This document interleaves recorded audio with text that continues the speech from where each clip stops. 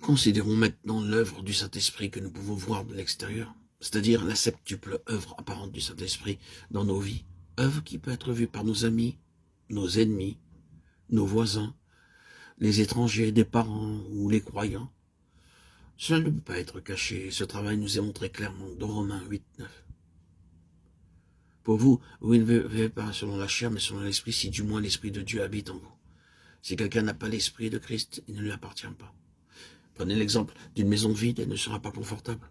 Avant d'y habiter, une maison doit être meublée. Il faut des meubles pour le bureau, le salon, la cuisine, la salle de bain, des lampes, des rideaux, l'eau et de la nourriture. Alors seulement la maison est utilisable.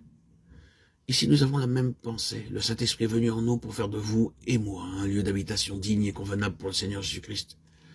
Le Seigneur Jésus-Christ désire mon corps et votre corps pour qu'il soit son temple, sa demeure. C'est un mystère.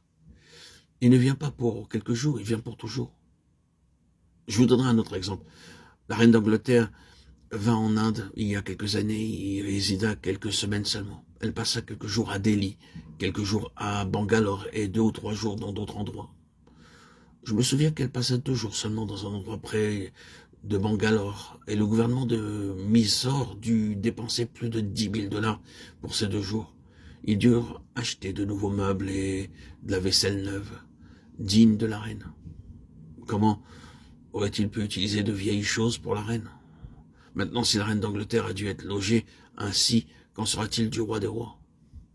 Nous voyons dans Apocalypse 16, 19 qu'il est appelé le roi des rois et le seigneur des seigneurs. Il avait sur son vêtement et sur sa cuisse un nom écrit « Roi des rois et Seigneur des seigneurs ». Il est digne de recevoir le meilleur accueil. Que manifestera en son temps le bienheureux et seul souverain, le Roi des rois, le Seigneur des seigneurs, 1 Timothée 6, 15. Il y a beaucoup de noms donnés au Seigneur Jésus-Christ dans la Bible. L'un de ceux-ci est Roi des rois et Seigneur des seigneurs.